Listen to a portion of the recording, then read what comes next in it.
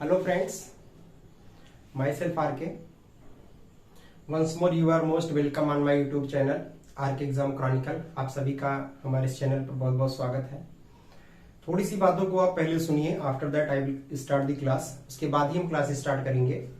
दो तीन बातें स्टार्ट करने से पहले हम आपको रिमाइंड करवाते हैं, और वो ये है कि सबसे पहले तो आप वीडियो को स्किप मत करिएगा, थोड़ा वीडियो को पेशेंस रख करके देखिएगा। दूसरी चीज ये है कि ये क्लास अगर आप क्लास के साथ हमारे जुड़ रहे हैं तो आपके पास आपकी एनसीईआरटी की बुक और साथ ही साथ आपके पास पेपर और पेन आपके पास होना चाहिए, जिससे आप चीजों को नोट करते चलें। हम यहाँ पे क्वेश्चन लिखते नहीं है, सिर्फ क्वेश्चन को पढ़ करके सॉल्व करते हैं।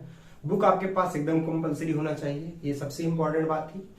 और आज क्वाड्रेटिक इक्वेशन का एक्सरसाइज 4.4 हम पढ़ाने जा रहे हैं, जो कि बहुत ही इंपॉर्टेंट एक्सरसाइज है। तो सो गाइज है, इसको थोड़ा बहुत ध्यान से समझने की जरूरत है। बहुत आराम से बताएंगे, बहुत आराम से समझिएगा, क्योंकि ये बहुत ज्यादा मिस करता है और आपके लिए थोड़ी सी डिफिकल्टी होती है। लेकिन मेरी कोशिश ये रहेगी कि मैं आपको इजी वे में बता सकूं। और जो लास्ट बात है वो ये है कि अगर आपको ये वीडियो पसंद आता है तो प्लीज इसको लाइक करना और सब्सक्राइब करना बिल्कुल मत भूलिए। दोस्तों में भी शेयर करिए। और पूरी ट्रिग्नोमेट्री अगर आप पढ़ना चाहते हैं तो आप प्लीज हमारे इस वीडियो का जो प्लेलिस्ट है उसमें जाइएगा, तो उसमें देखिएगा आपको पूरी ट्रिग्नोमेट्री, आपको कंप्लीट ट्रिग्नोमेट्री मिलेगी।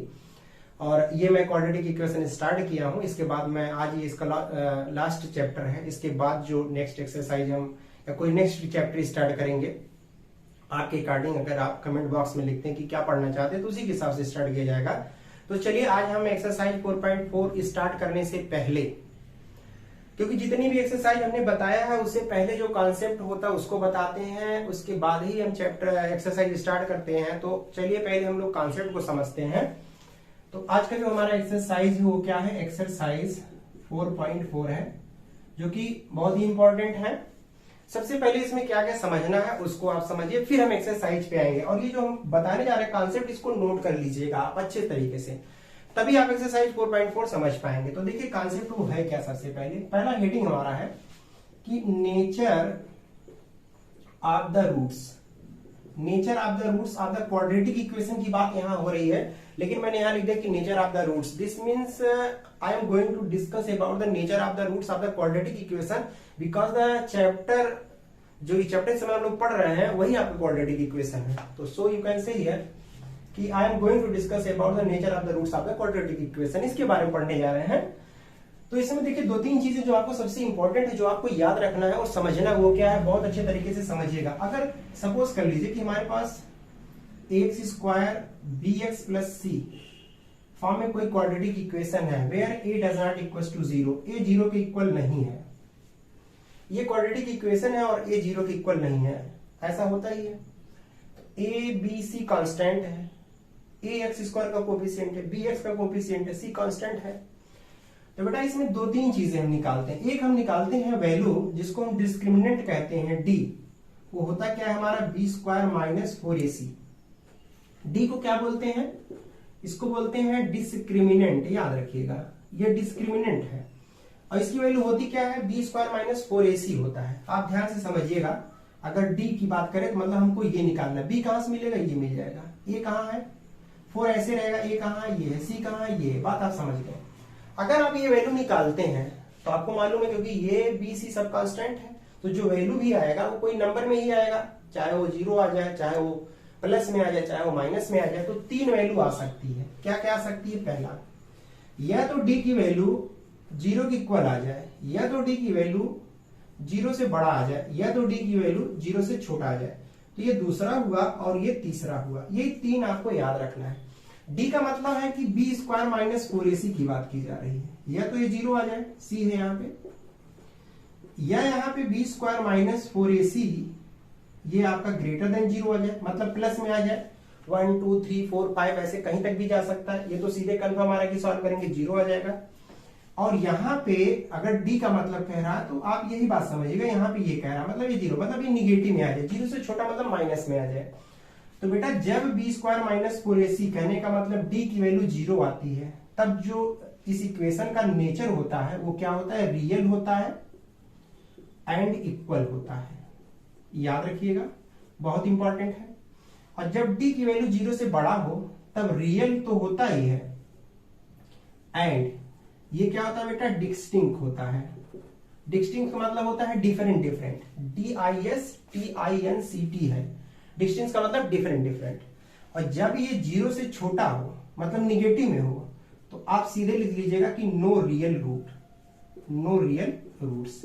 ये बात आपको याद रखनी है। याद रखिएगा किसी भी क्वाड्रेटिक इक्वेशन में अगर ये वैल्यू, मतलब आप इसको निकालते हैं और ये कितना आ जाता है, 0 से छोटा आ जाता है। अभी मैं बताता हूं कैसे।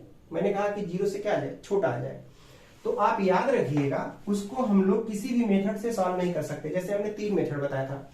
पहला बताया था क्वाड्रेटिक इक्वेशन को सॉल्व करने का जो फैक्टराइजेशन मेथड है, दूसरा कंप्लीटिंग स्क्वायर मेथड बताया था, और तीसरा हमने बताया था कि एक श्रीधराचार्य फार्मूला होता है।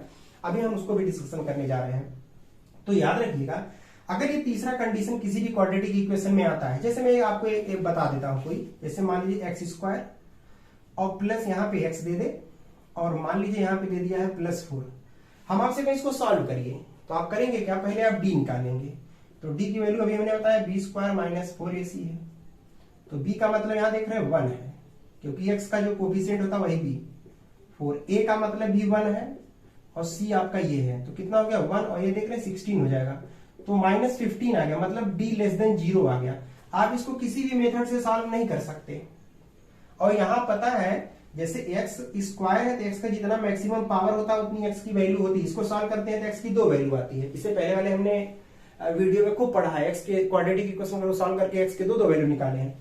तो याद रखें, देख रहे हैं क्या, ये < 0 आ गया, मतलब 0 से छोटा आ गया ना, निगेटिव में आ गया। तो इसको आप किसी भी मेथड से नहीं सॉल्व कर सकते। तो जब भी क्वाड्रेटिक इक्वेशन दिया जाए उसको चेक कर लिया करिए। तो आप देख रहे हैं इसको किसी मेथड से सॉल्व कर सकते हैं नहीं, ना तो फैक्टराइज कर सकते हो, ना तो कंप्लीटिंग स्क्वायर लगा सकते हो, और ना ही इसको आप बाई फार्मूला कर सकते हैं। 3 मेथड बताया था। अब हम आपको थोड़ा सा ये बात बताते हैं कि अगर ये 2 कंडीशन है किसी भी इक्वेशन में, तो आप इन दोनों को, अगर किसी भी क्वाड्रेटिक इक्वेशन में सिर्फ पहला और दूसरा कंडीशन अप्लाई हो रहा है, मतलब या तो 0 आ गया या तो 0 से बड़ा, तब आप उसको तीनों मेथड में से कोई भी मेथड लगा सकते हैं।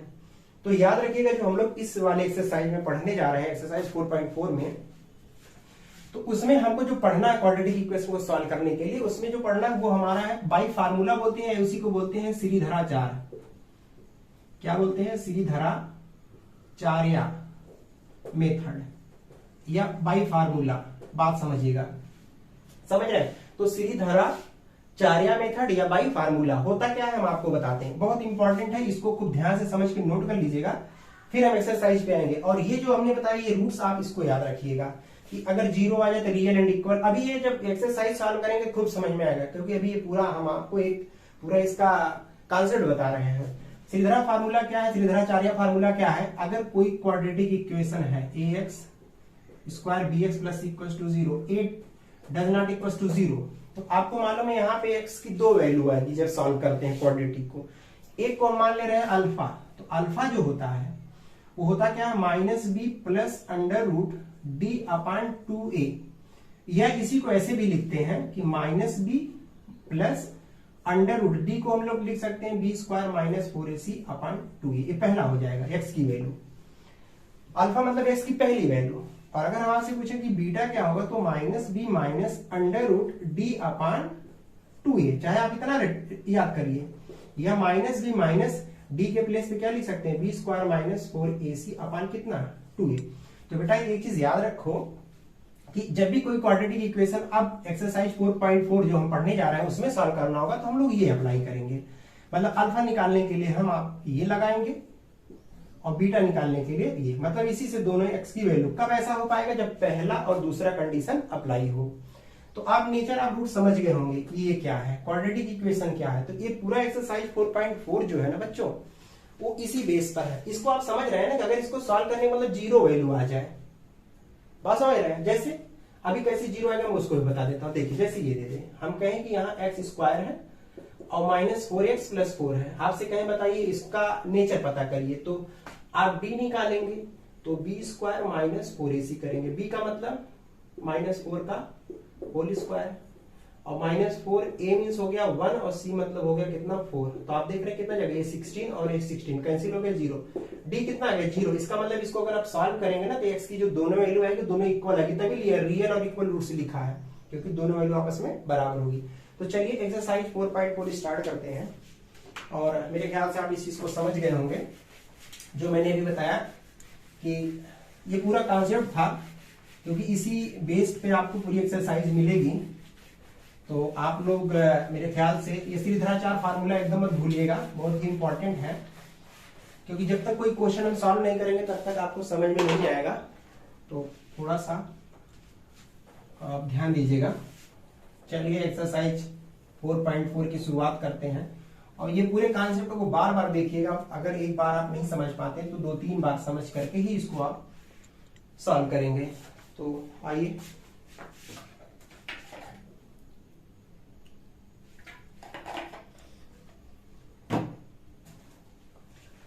बेटा, पहला क्वेश्चन कह रहा है एक्सरसाइज 4.4 का, क्या कह रहा है?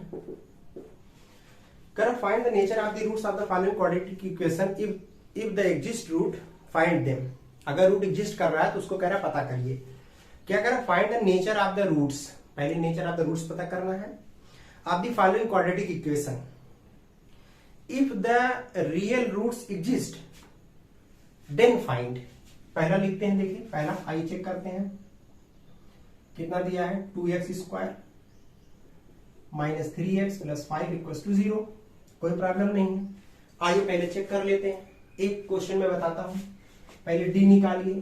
तो b² - 4ac, d कितना आ जाएगा? b² का मतलब -3 का, क्योंकि x का कोफिशिएंट b होता है 4, a मीन्स 2, c मीन्स 5, 9 हो गया। बच्चों पे ध्यान से समझिए, ये हो गया 4 2 8 -40 कितना जाएगा? -31। d is less than 0। Real root है? नहीं, नो रियल रूट्स। क्या लिखेंगे? नो रियल रूट्स, क्योंकि हमने बताया था कि जब अगर d की वैल्यू लेस देन 0 आता है तो नो रियल रूट्स होता है। इसको आप सॉल्व नहीं कर सकते किसी भी मेथड से। बात समझ गए? ऐसे किसी भी मेथड से लगा दीजिए, सारी वैल्यू चेक कर ले। देखिए b ये हो गया, ये हो गया, ये हो गया। आइए दूसरा वाला चेक करते हैं। एक क्वेश्चन आप बड़े इजिली आप आराम से चेक कर सकते हैं। देखिएगा दूसरा वाला हम चेक करते हैं। चलिए दूसरा वाला चेक करते हैं, क्योंकि ये रूट में दिया है, हो सकता है आपके साथ प्रॉब्लम हो। -4√3 और +4 = 0। अब इसको चेक करना है, तो आइए सबसे पहले d निकालते हैं। क्या आ जाएगा? b² - 4ac, क्योंकि d ही चेक करना है। d निकालेंगे तभी पता चलेगा कि नेचर ऑफ द रूट्स क्या है क्वाड्रेटिक इक्वेशन का।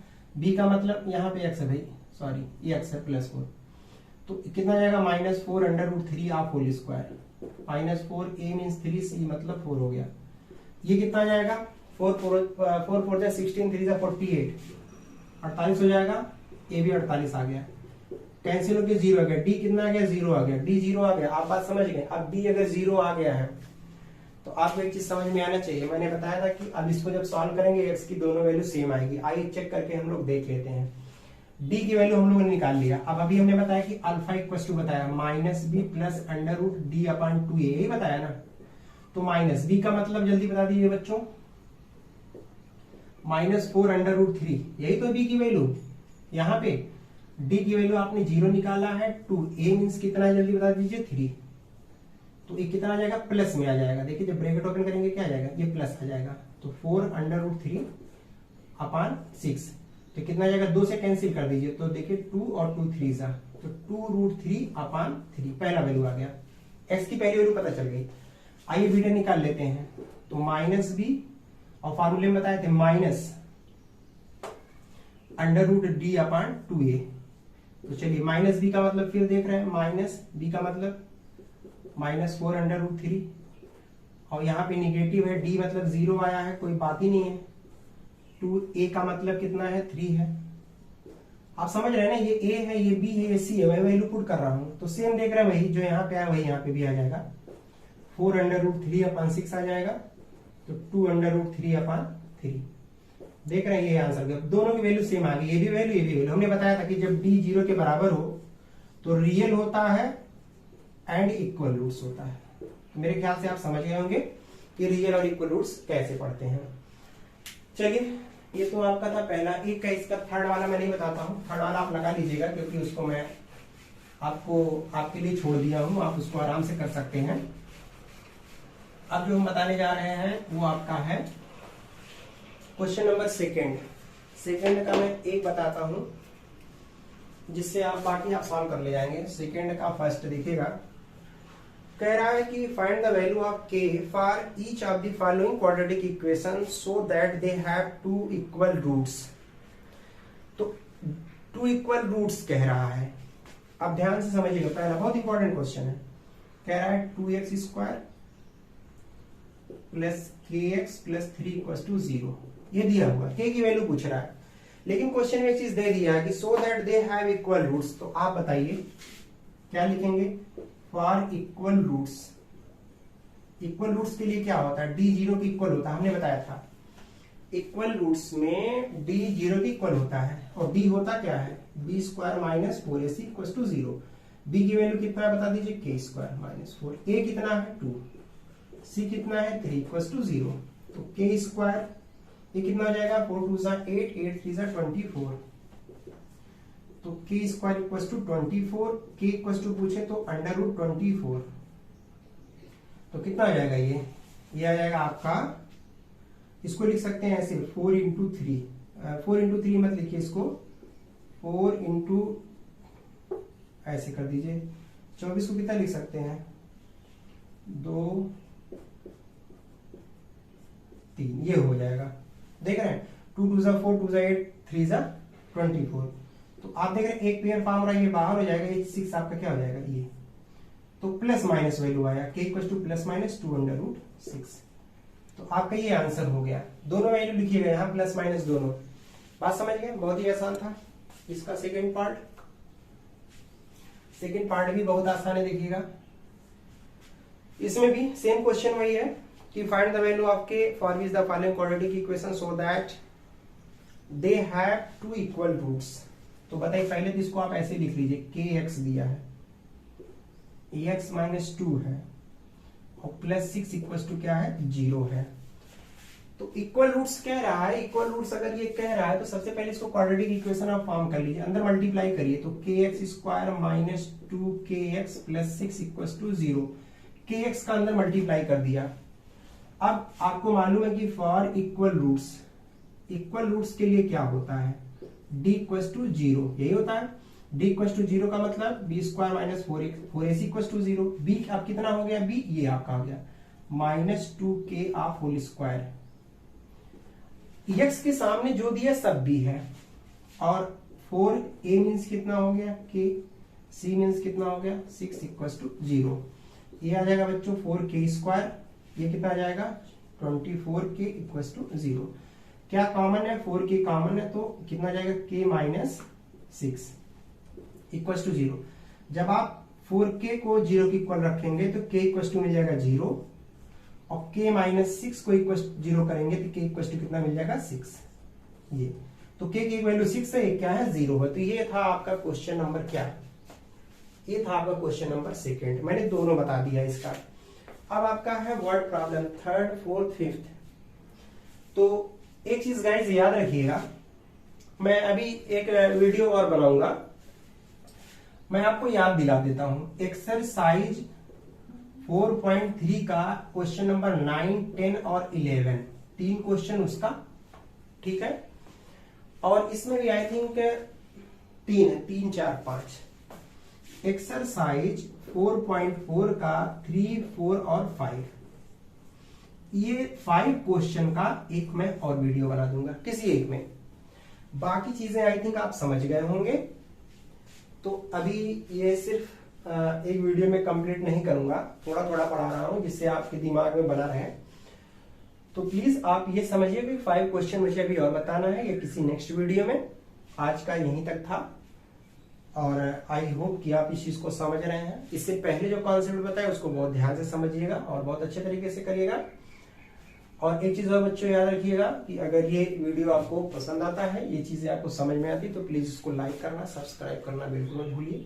नेक्स्ट वीडियो में जो बाकी क्वेश्चन इस एक्सरसाइज के बचे हुए हैं उसको लेकर हम आपसे फिर मिलेंगे। और हाँ, एक चीज अगर आपको समझ में आता है तो इसको कमेंट बॉक्स में आप जरूर लिखें, और कहीं प्रॉब्लम होती है तो वो भी लिखें, ठीक है। तो चलिए नेक्स्ट वीडियो में फिर मिलते हैं। आई थिंक आप खुश होंगे, आपको समझ में भी आया होगा। तो thank you so much to watch my video. Next video में फिर मिलते हैं। डन।